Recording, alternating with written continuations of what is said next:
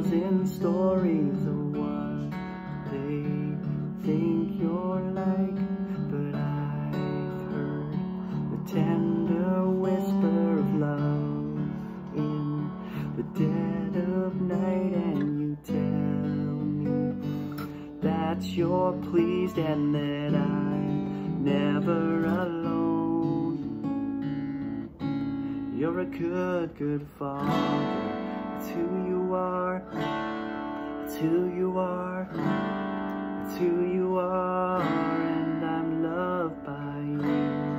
It's who I am. It's who I am. It's who I am.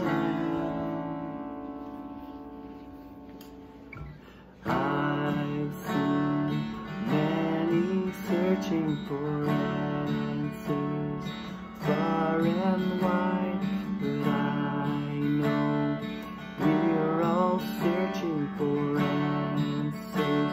Only you provide, because you know just what we need before we say a word. You're a good, good father. It's who you are. It's who you are. It's who you are, and I'm loved by you. It's who I am. It's who I am. It's who I am. You are perfect in all of your ways. You are perfect in all of your ways. You are perfect in all of your ways to us. You are perfect in all of your ways. You are perfect in all of your ways. You are perfect in all of your ways to us. Love so undeniable, I can hardly speak.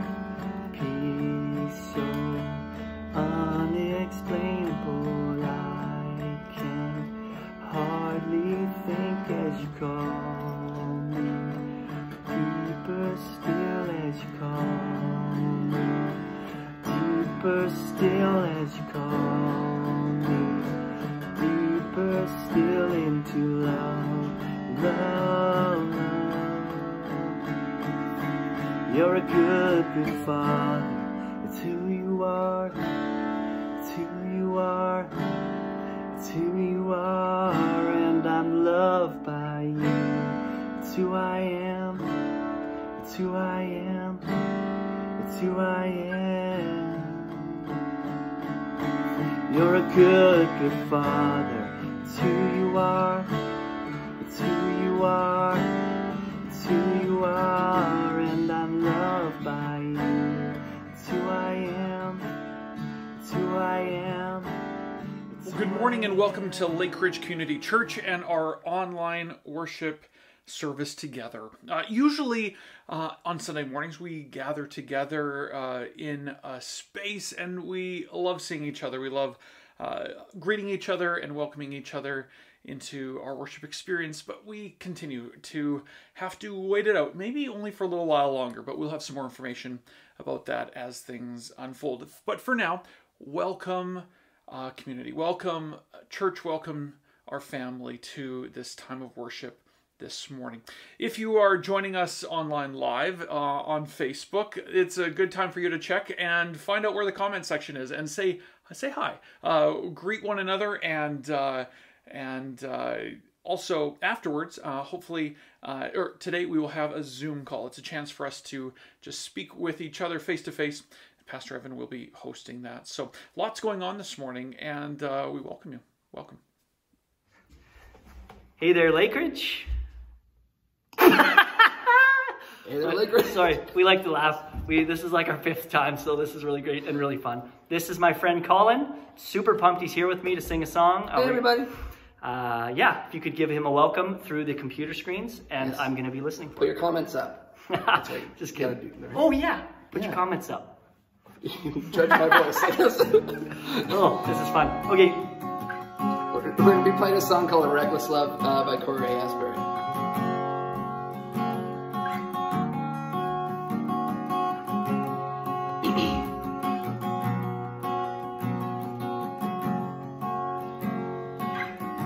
Before I spoke a word, you were singing over me. You have been so, so good to me. Before I took a breath, you breathed your life in me. You have been so, so kind to me. And oh, the overwhelming, never-ending, reckless love of God. And oh, it chases me down, fights till I'm found, leaves 99. I couldn't earn it, I don't deserve it, still you give yourself away. And oh, the overwhelming, never-ending, reckless love of God. Yeah.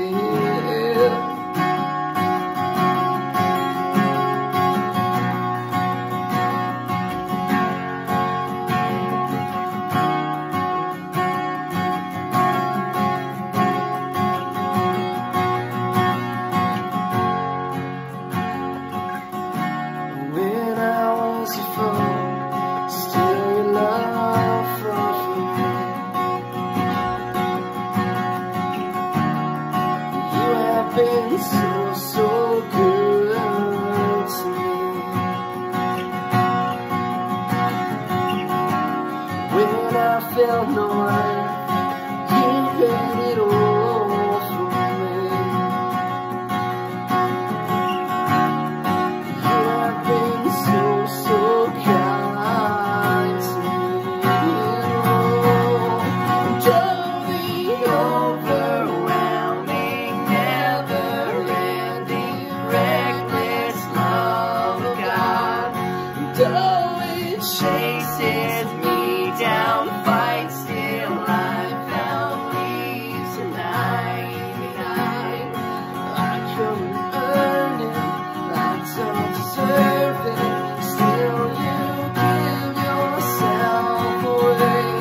And oh, the overwhelming, never-ending, reckless love of God.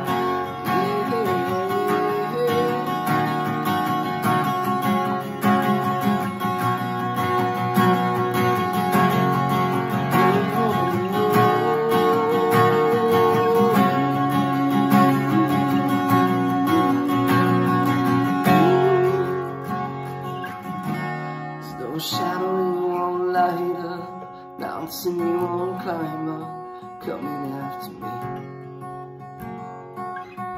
There's no wall you won't kick down, lie you won't tear down, coming after me.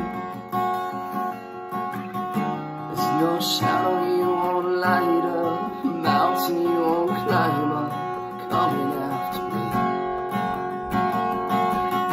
There's no wall you won't kick down, lie you won't tear down, coming after me. There's no shadow you won't light up, mountain you won't climb up, coming after me. There's no wall you won't kick down, lie you won't tear down, coming after me. There's no shadow you won't light up, mountain you won't climb up, coming after me. There's no wall you won't kick down, lie you won't tear down, coming after me.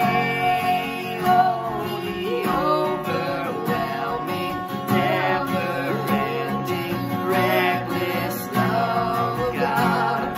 And till I found peace in 99. I couldn't earn it, I don't deserve it. Still you give yourself away. Totally overwhelming, never-ending, reckless. Oh God.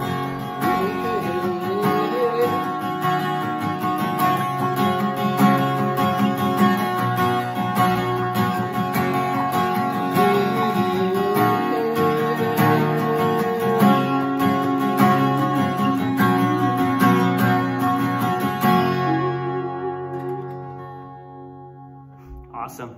Thanks for joining us. Well, good morning, Lake Ridge, and welcome to my backyard. The weather has been great, and just so excited that summer's here. Missing you all and hoping to see you very, very soon. Hey, I have a few announcements that I want to share with you this morning. As you join in, again, please join us in on the comment section off to the side. Happy to have a chance to hear what you're up to this weekend. Also, after the service, we often have a Zoom call, which is just a chance for us to engage a little bit more and to reflect a little bit on the ways that God is at work in us. Hey, want to let you know, we are in the midst of working through a whole lot of summer plans. We are kind of have one eye on what the government's saying about reopening, and so we want to pay attention to that and kind of look forward with some optimism, and then also try to find some ways that we can finally be together again. And so we are going to be announcing a bunch of things very, very soon, just a whole bunch of different ways that we can connect this summer. Fingers crossed, all that good stuff, and then with an eye towards the fall, we just can't wait for what the new season of our Lake Ridge community looks like, and there's a lot of good people doing a lot of good thinking and praying around what that can look like for us. Hey, Open Table is a gathering.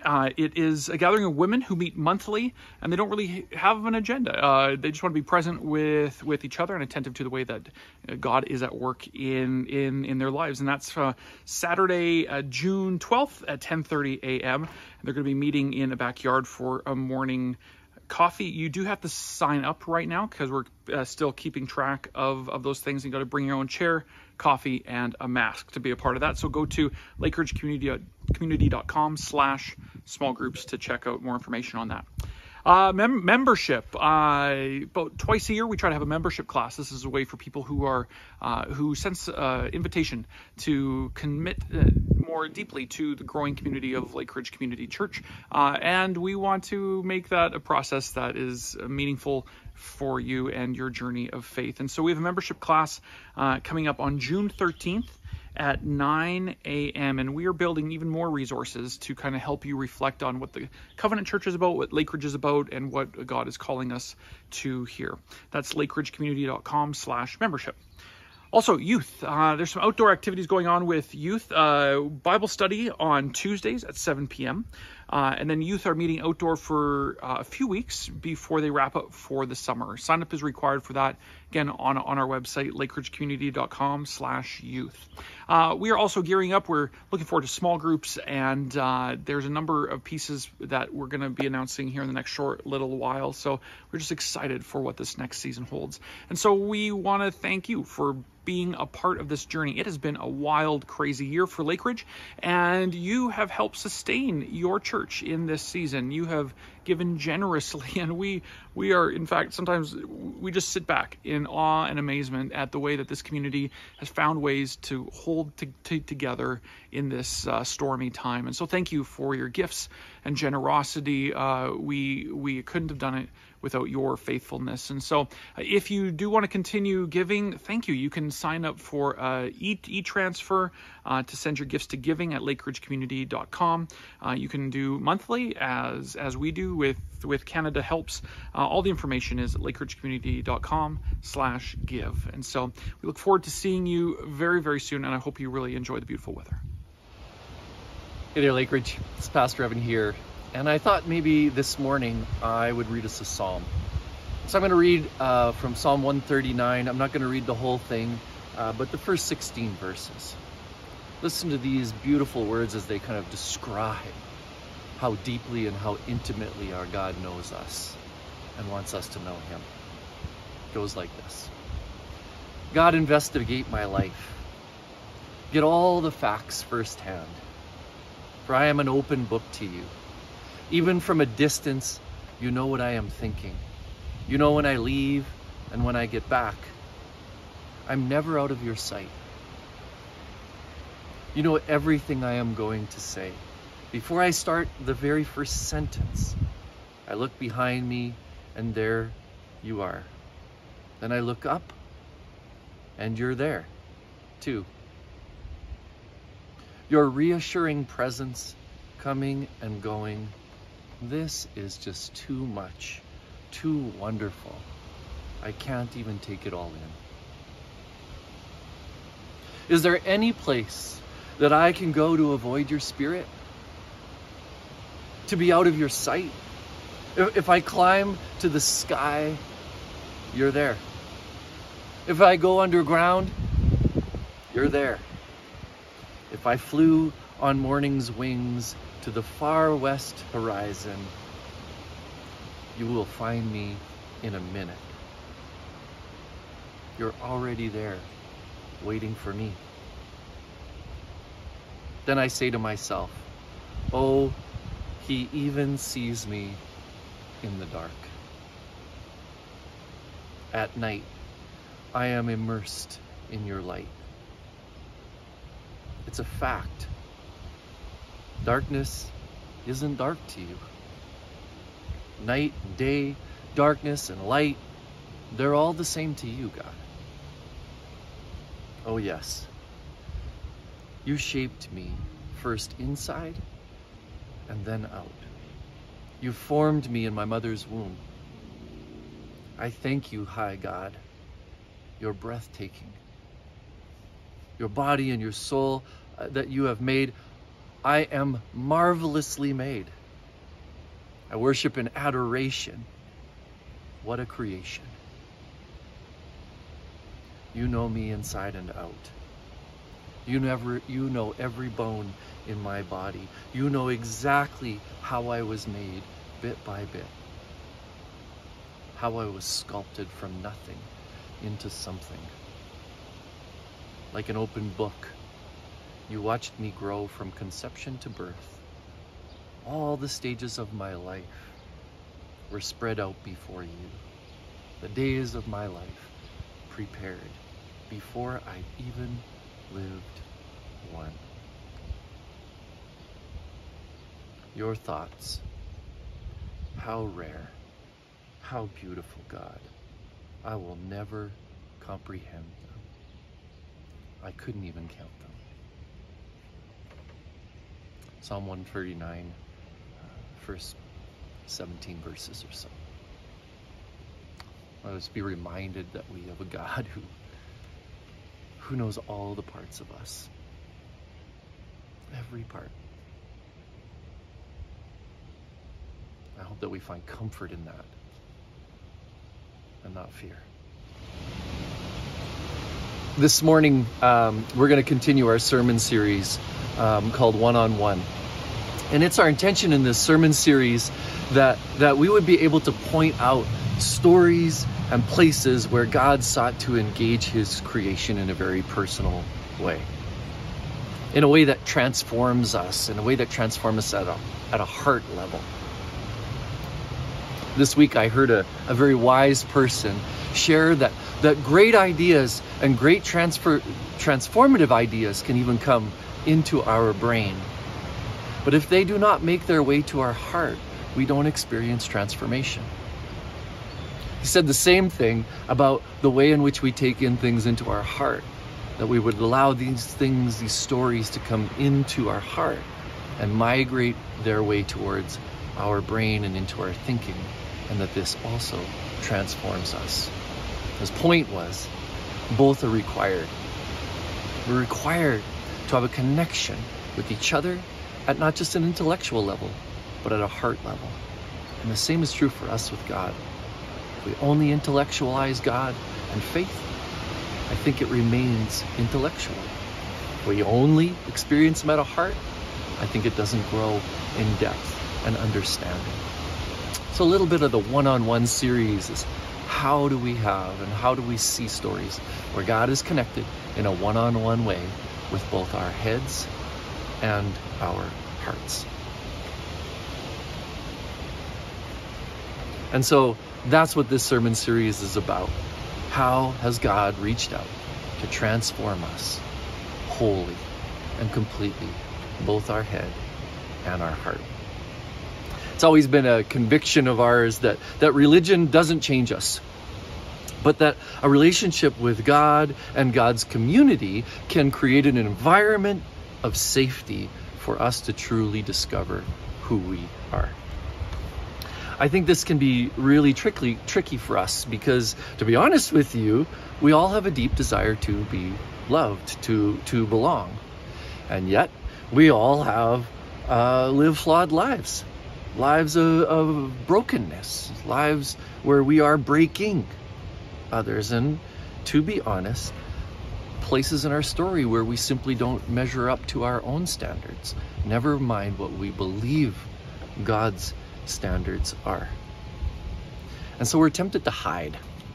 I think we're tempted to pretend, to take those parts that we believe don't measure up and to hold them back for fear that others will see them, that we will be judged by them, and ultimately that we won't be accepted or included in.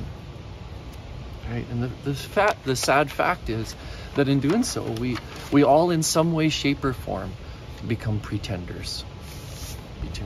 Pretenders. Unfortunately, the system that religion gives to us, it gives to us a sense of markers and check boxes and things that we need to do so that we have the assurance that we are loved by God. I think that this is one of the unfortunate aspects, actually, of what religion gives to us. And I'm trying to say this in the nicest of ways, but maybe I'll just come out and say it. I think that is false thinking. I think that it's false thinking to believe that there is a list of rules or boxes to check off so that we can be accepted and assured of God's love. I just don't believe that God is that interested in us following all of the rules, checking off all of the right boxes, right? Or even that he is that interested in us defending him or defending his religion or defending his church. I think that God is far more secure in who he is than that. Right? I think that it is that kind of thinking that somehow we have some being that we have to defend that helps us or causes us to hide our own imperfections.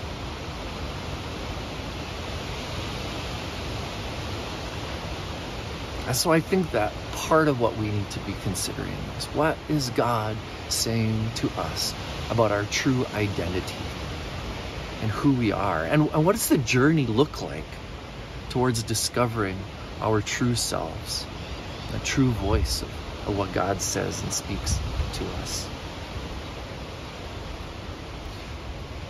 This week, a very bright light has been shone on some very terrible acts in our country. Terrible acts committed by our country and to be honest with you, lived out by people of faith. It was in our desire really to turn others into people that were just like us, who could check all of the boxes just like us. That we, people of faith, have committed some of the most terrible atrocities. The discovery of 215 children this week should break our hearts.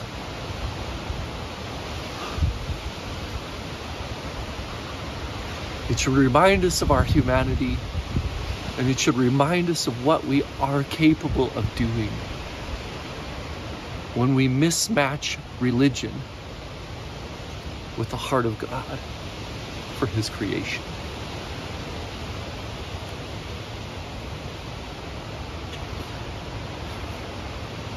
Friends, restoration, God kind of restoration, it does not come without truth being spoken. And it does not come without a posture to hear that truth, no matter how painful or difficult it might be.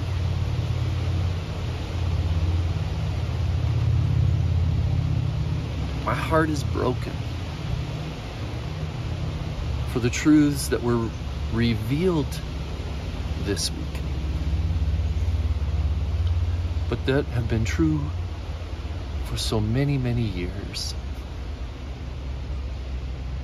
This week should be a week of acknowledging truth, difficult truth, about what we have done in order to turn people into us.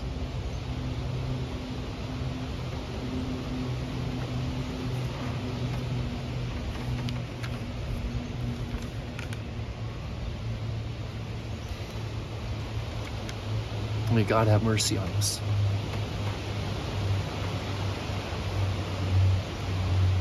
The story for today is a parable. It's a story that Jesus told to help His listeners to understand something that was true. It's found in Luke 15, chapter 15, verses 11 through 32.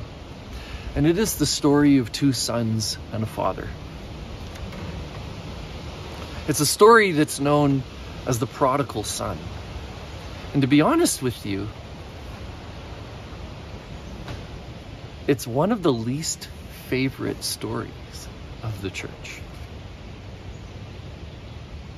And it's one of the least favorite stories of the church and religious people because it reveals how the economy of God works. And in our mind, it doesn't look fair. Before I get into the story though today, I want to just quickly read for you a couple of the definitions I found in the dictionary about what the word prodigal means. And under the word prodigal in the adjectives kind of sentence, there's kind of two ways of thinking about it. The first is spending money or resources freely and recklessly, wastefully extravagant, or having or giving something on a lavish scale. I'm going to read that again because I really want you to keep these in the forefront of your mind while I tell this story.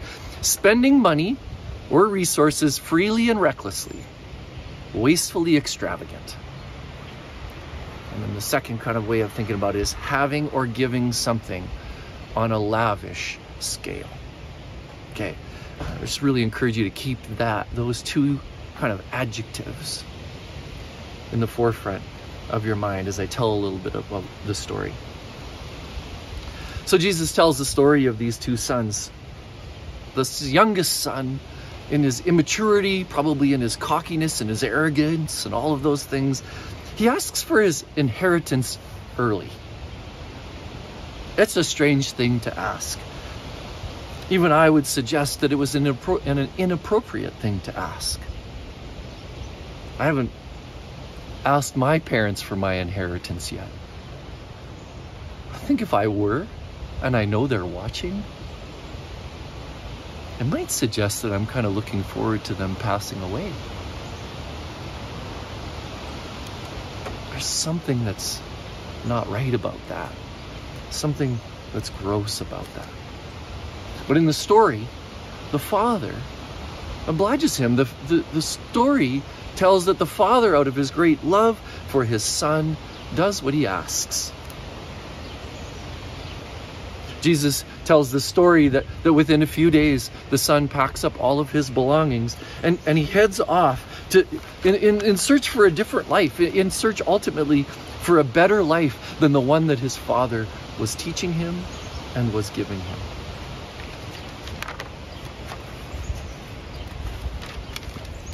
Jesus says that the son goes off and he spends all of the money and on wild living.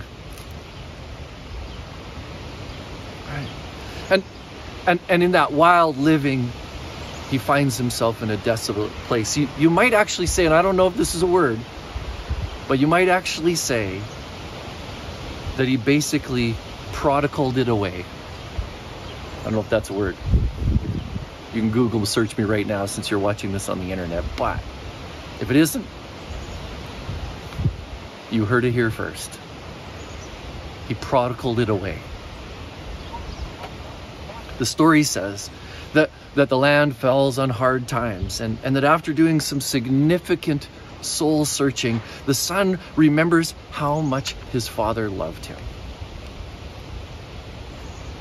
After asking some important questions of him, he reminds himself that the servants in his father's farm were being fed and treated and cared for better than he was.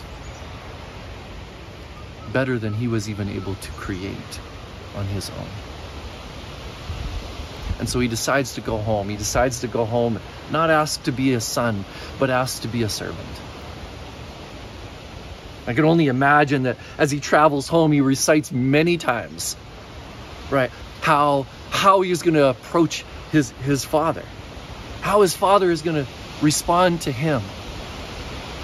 And I can't imagine that in any of his ways that he recited that in his mind, that he could have imagined that his father would see him coming. It's almost as if the father was praying, that the father was watching and hoping that his son would return to him. Well, after running out to greet him, the father throws an extravagant party. And here it comes again. It appears even that the father prodigaled himself a bit on this party. It was an extravagant party. It was over the top. Rings, and the fatted cow, and friends, and relatives, and people there to be excited about the son's return. Now, if the story ended there, I think we would have a beautiful story. I think it would be a story of a son and a father, a story of how the son in his own arrogance felt that he knew a better way of living than his father did. I think it would be a story of self-reflection. It would be a story of finding our true self, finding our true belonging, and what we call home.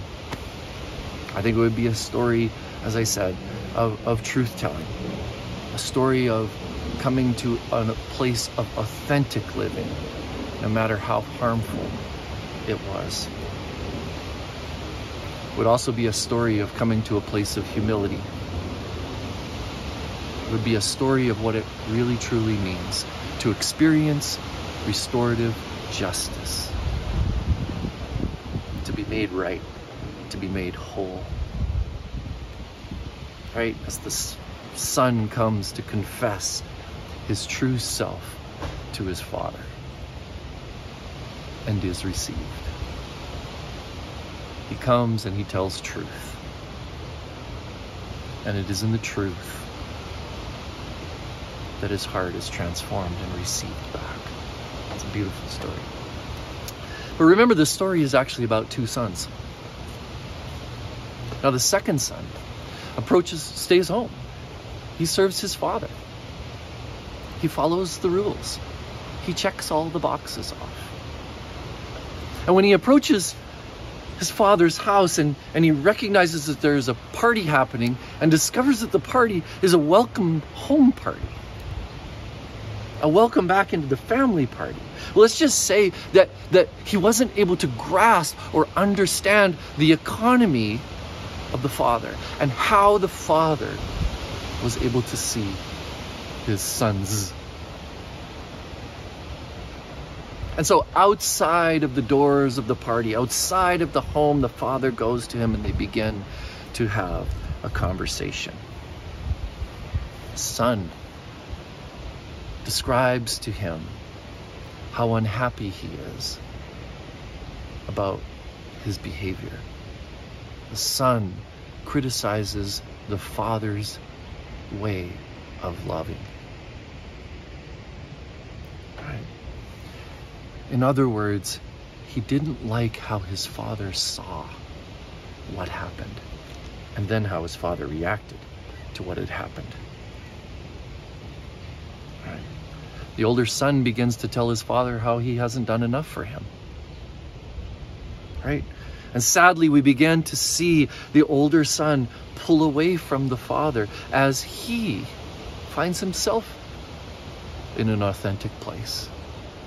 As his own heart is revealed in his judgment, in his condemnation, as he draws comparisons between his righteousness and his brother's sinfulness. Instead of seeing how his father has prodigaled his grace over his younger son, he entrenches himself to an extent in what he wanted his father to do, in the economy that he felt was just and fair and right. For his brother, he wanted scarcity, not abundance. For his brother, he wanted judgment and not forgiveness. For his brother, he wanted punishment and not restorative justice. For his brother, he wanted something false and not authenticity. Each of us have different paths towards growing in our one-on-one relationship with God. Each of us highlights different ways in which we are drawn closer to him. This story highlights kind of the two extremes. For one, it's to forge his own story, right? To live into a desire to do it alone, to forge his own way. His path leads him to loneliness and shame, and ultimately to a place of self-realization, to a place where the true light was being shown on his heart, and the truth that he saw there wasn't good. Right? It was there that he recalled the heart of his father, something that we would hope all people would experience. The heart of the Father, being loved for who they are. Right? His path back is a path back through authentic truth-telling. Through an authentic truth-telling moment, but period of time in his life where he has received home. For the other brother, the choice to remain close to the father, follow the rules of the house, to obey. Sadly, through all of that, the choice was simply to obey, and it didn't develop a relationship with his father that was truthful and that was honest and that was authentic. Now, friends, I am not saying, and nor do I believe Jesus was saying, that we need to go run off and prodigal ourselves in order to grow in our faith. But what I am saying is that this story is a story about authentic living. It is about discovering truth, that we are broken people who pretend and believe that we know the right way. That happens whether we choose to rebel from our fathers, right, from our Father's love, or whether we choose to remain. We have a sense that we know how to do it right. And so we pretend and we hide the things that we do wrong. And it doesn't serve us well. No matter whether you have chosen to follow the rules in your life and do your best to check the boxes, or whether you have chosen to break them all, right? In your relationship with your Father in heaven. What God wants is to know that as he told the older son, he says, and this is how he ends his argument with the older son, Everything I have has always been yours. God our Father wants us to know that all of the love that He prodigals upon us, that He pours out lavishly on us, is there for the taking, there for the receiving. It was what the life of Jesus was about demonstrating the authentic heart of God through the life of Jesus to those who would listen and those who would receive. The Father demonstrated in this story. The Father prodigaled out His grace, His mercy, His forgiveness, His love. And He poured it out not just so that we could receive it, but so that in our own one-on-one relationships with others, with those in our neighborhood, with those in our community, that we might be able to pour it out that way.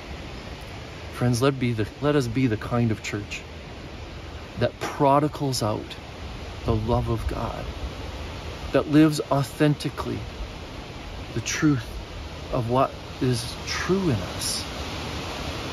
That we are both broken and pretending, and we are also both received home and loved deeply. Let us be that kind of place. That's the Father's home, and that's where we belong. Let me pray. God, thank you so much that you are a God who poured out so lavishly your love on us that you actually sent your Son down to live among us, to be a living example of what love truly looks like for us to live by. God, I pray for the hard things that we have done, for the things that we hide, for the things that we pretend, that you would speak truth into our life. God, I pray for this country. I pray that your Spirit of truth would come upon us, that God, we would be able to take responsibility for the ways we have misinterpreted and misunderstood your good news and your heart. God, forgive us for our trespasses. And there are many. Help us to be the kind of people who live towards restoration and to hear the hard truths of our neighbors so that we might all be free. And pray these things in your name, amen. And so now may the Lord bless you and keep you. May the Lord make his face to shine upon you and be gracious to you. May the Lord lift up his countenance on you and give you his peace as you live out the restorative justice of God in our community. Amen. And thanks again for joining us. Have a good week.